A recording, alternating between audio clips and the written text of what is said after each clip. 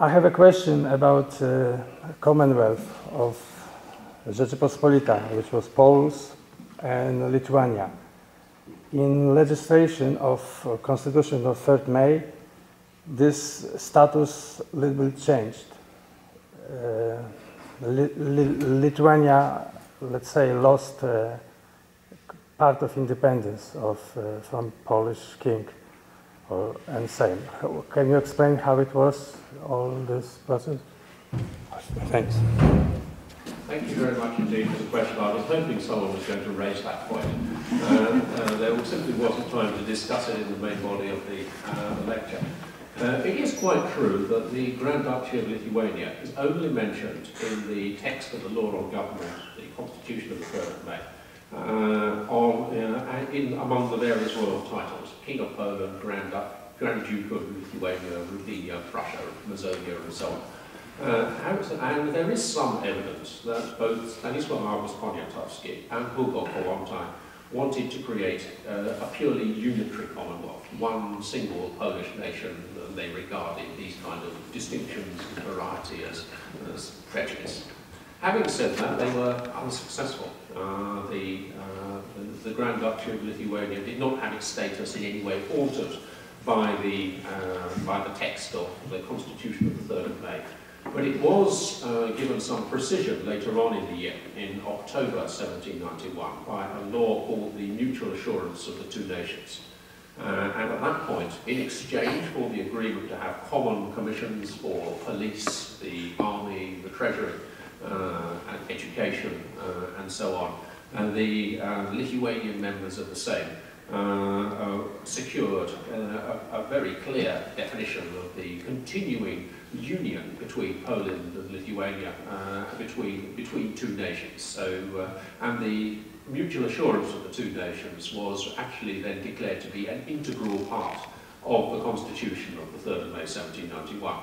So if we include the mutual assurance of the two nations, Polish and Lithuanian, of October 1791, within the Constitution itself, then there is then the Grand Duchy of Lithuania continued to sort of exist as a state with the Constitution. You mentioned passingly the participation in this whole process of creating a constitution and the discussions that took place before that from the side of the Catholic Church. Wykładowca and others who perhaps was not a typical Polish churchman of the time. He was rather a Jacobin. But anyway, there was apparently, at least according to what I had learned about your background in terms of research, you looked with great passion, I think, at the relationship between the Polish church and the people who actually created the Constitution. And apparently there was a discussion, which most of us don't know anything about, because somehow the Polish schools didn't really teach anything on the subject. Perhaps you're a pioneer of this aspect of the development of the Constitution. Could you tell us more about this? Because this is apparently a very dramatic aspect of the development of the Constitution. Do so with great pleasure. Thank you very much for the question. In general, we might say that the Polish-Lithuanian nobility in the 18th century, although it remained overwhelmingly deeply attached to Catholicism, it also retained a very strong sense of anti-clericalism. In particular, the wealth of the clergy was the subject of much carping at Sejmings, with the need to finance a much larger army at the start of the 4-year Sejm. Went up from sort of 18,000 to, they were planning to go to 100,000. Then they were looking at sort of clerical wealth in the first instance.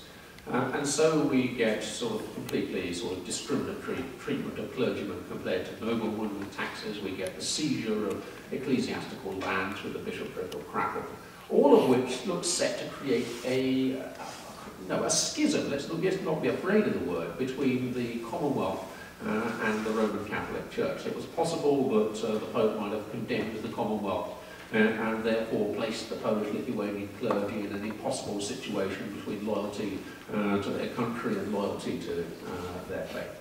And it almost comes to pass. It is very, very difficult to sort of hammer out a sort of a compromise solution.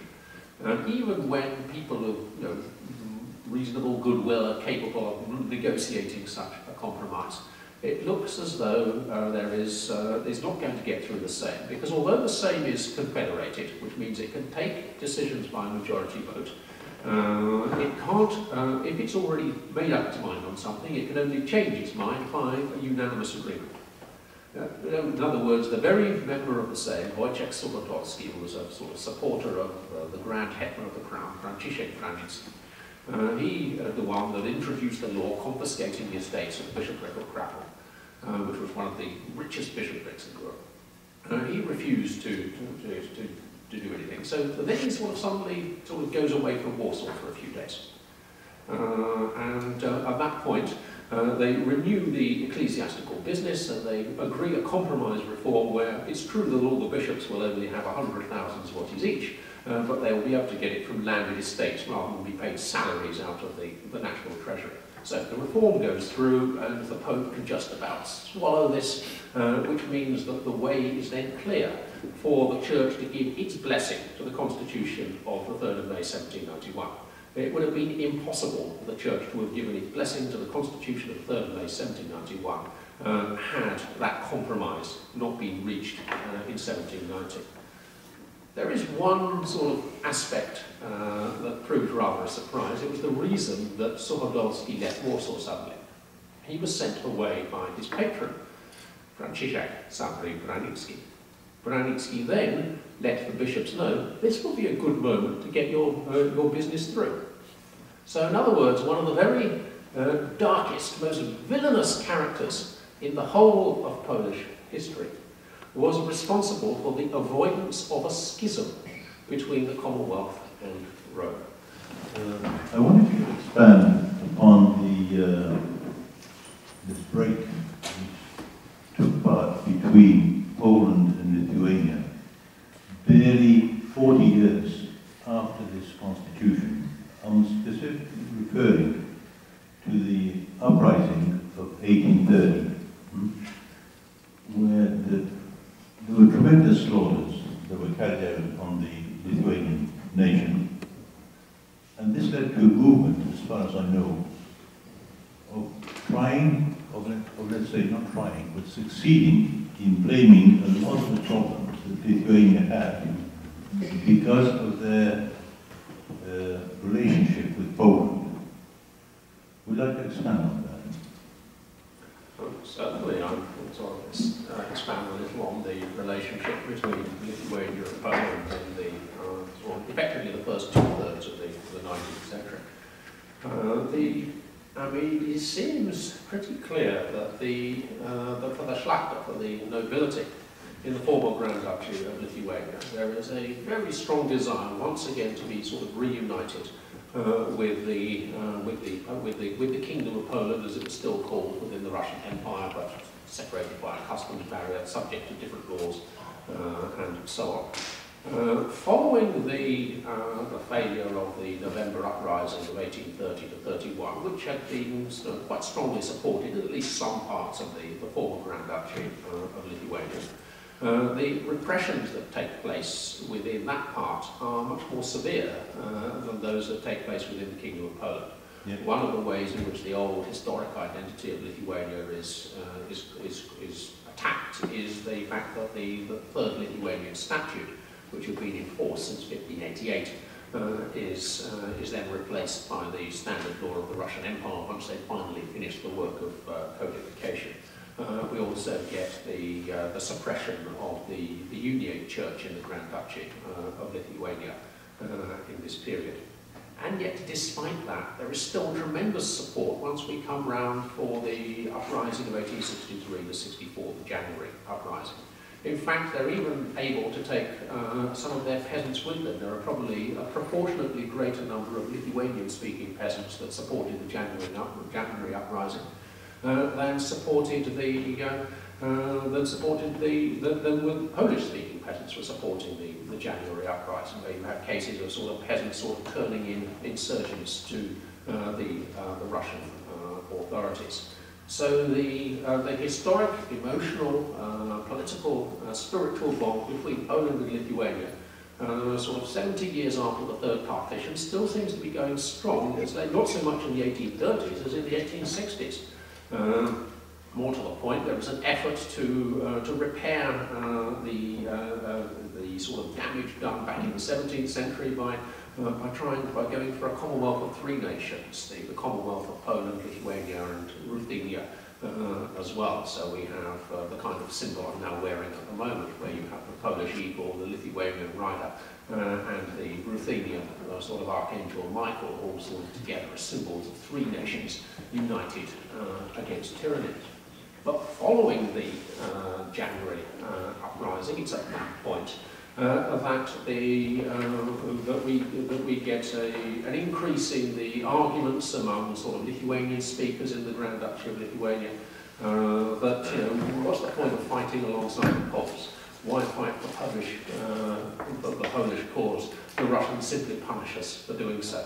And it's certainly the case that following the uprisings, then the sort of the Polish and the Catholic cause in the former Grand Duchy of Lithuania was seen as the great enemy to be crushed by the Russian Empire. So it's from that point onwards, also with sort of greater levels of literacy, we get the levels, for example, of the Lithuanian village schoolmaster, that we get the growing apart of different ideas of Lithuanian and Polish nationhood. Until the January uprising, it's essentially a sort of a political, perhaps even a spiritual concept. Whoever is prepared to join in the fight can be a Pole. It doesn't matter what language they might speak or what religion they might profess. Following the crushing of the January uprising and the sort of disastrous increase in the level of repression all over the Russian Empire, including what was soon to be renamed Vistula land instead of the Kingdom of Poland, then it became sort of clear to many that a different approach was going to be required, a much less sentimental approach. And therefore we get the beginnings of both modern Lithuanian and modern Polish nationalism, and inhabiting some of the same territories, having different historical claims, they were bound to clash over. If you were to assess the impact of the 1791 Constitution on the historical development in democratic countries, has it been any impact, or was just an event that took place in history without any implications to what happened down the road in different parts of Europe or countries that eventually became democratic? The reason I'm asking that question is, if you look at history, at the way history is presented, most of people here, or many of people here, were in Poland in the 1980s, were in the country run by working class. The very working class goes on strike, demanding the rights for themselves. And what is portrayed now, only 30 years later, is that the big changes in Europe started with the fall of the Berlin Wall. The Berlin Wall was actually a result of what happened earlier. If you can maybe, in a few words, shed some light on your views on it. Well, thank you very much indeed. It's a great pleasure to see you.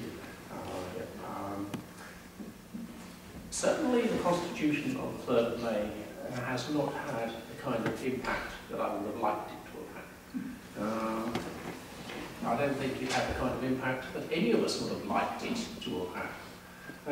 Having said that, first of all, let's talk more about the impact on the cause of liberty in sort of 19th century Europe, and then sort of move on to the question of solidarity and the fall of communism.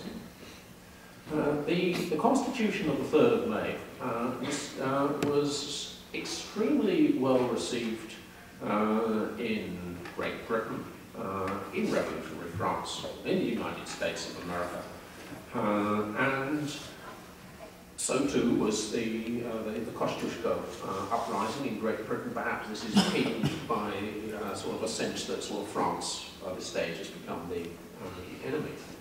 But the point is that sort of had sort of the Commonwealth been sort of partitioned out of existence in 1772, well, yes, there would have been a certain amount of scandal that a state could be completely wiped off the map in such a way. But the image of Poland at that time was so bad that few looking from the outside would have regretted it. It's not the case at all by the time we get to 1793 and 1795. As we go into the 19th century, all those who are in favour of expanding the cause of liberty look well on the Polish cause. The efforts made by Poles during the Napoleonic Wars also making it possible for the concert of Europe to return to the position of 1795 at the Congress of Vienna. It's impossible to go back to 1795 or 1797 when Austria, Prussia and Russia say that the name of Poland will be forgotten altogether. Therefore, what is offered to the Poles in 1850 is much better than the situation of 1795. There is something called the Kingdom of Poland. It does have a constitution, even if yet broken. There are rights. There are the possibilities to develop infrastructure, a Polish army, Polish schooling, and so on. There is a Polish constitutional tradition. Now, I would argue that the Constitution of the 3rd of May has made an impact on Europe, along with other things, such as the constitutional insurrection, and such as the role played by Poles in the Napoleonic Wars, to ensure that the Polish cause, that there is in fact a Polish question to answer. If the three powers had had their way in 1797, there wouldn't have been a Polish question to answer. And by the time we get to the 1830s, we get Polonomania. In Germany, strange as it is maybe now to relate, the 1830s are a decade of tremendous enthusiasm for the Polish cause, something that lasts even up to sort of 1848 when they start disputing the land which is settled by both. Likewise, in France, the 1830s is a tremendous period, and in Great Britain as well, and that enthusiasm has spread across America and Canada as well. So perhaps the 1830s are a kind of high point. The interest in the political side of the Polish cause does decline after that, and it's a lot more hard work to try and rekindle that interest during the First World War. But nevertheless, there is an achievement. Much of it can be attributed, I think, to the Constitution of the 3rd of May. It is, after all, just proves that it is not the case that the Poles were sort of incurably anarchic. It meant that the propagandists and the historiographers of the partitioning powers had to work so much harder to convince people that Poles are incurably anarchic than they would have done had it not been for the Constitution of the 3rd of May. Now, as for the second part of your question, is there any relation between this and the fall of communism? Well, one of the slides which I was originally planning to use, but which I sort of had to sort of cut out because it was all too long anyway, showed a huge crowd coming out of the Cathedral of St. John the Baptist in Warsaw on the 3rd of May 1983. During the period of martial law, the 3rd of May was one of those occasions when opposition could be galvanized. It was possible to get people out onto the streets after Mass, especially on the 3rd of May. So, yes, the 3rd of May, I don't suppose that sort of the shipyard workers sort of read and sort of deeply sort of pondered the distinctions between the legislative and the executive power in the Constitution. But nevertheless, the power of the symbol is there. The very fact that this is the traditional holiday as opposed to the imposed holiday, that is, I think, tremendously important. So the 3rd of May plays its part in the resistance to the communist regime in the 1980s as well. And while I wouldn't perhaps put it quite on up there with a par with the spectacular fall of the Berlin Wall, or indeed the spectacular events in the Gdańsk shipyard in 1980, I think it does play a part in shaping that tradition. Mr. Stefan Skulski, President of the Polish National Union of Canada, Ottawa branch, to say a few words in the conclusion. I left my notes at home, so read those out. On behalf of organizers, and I believe all of us would like to express the words of appreciation. The fact that you accepted our invitation and took a time from your busy schedule to be with us and expand our knowledge of such an important subject. I'd like to say thank you, and I hope we will see you again at some point, and you'll keep the good memories from being with us, as we will always keep the good memories from you spending time with us. Thank you.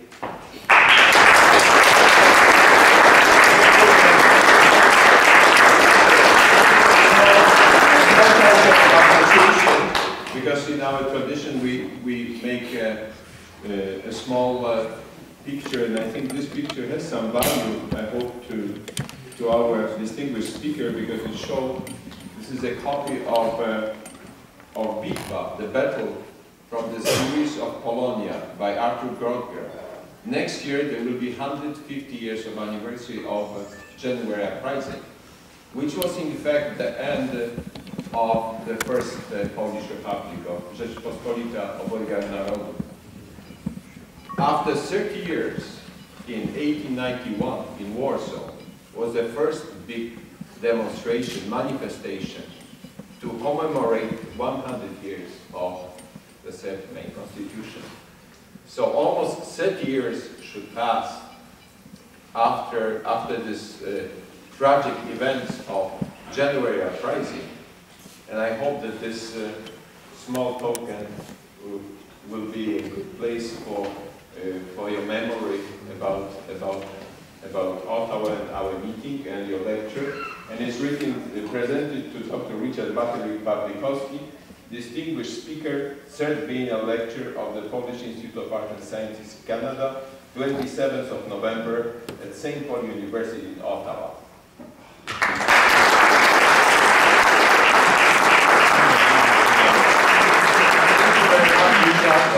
Thank you, Violetta, and God bless you.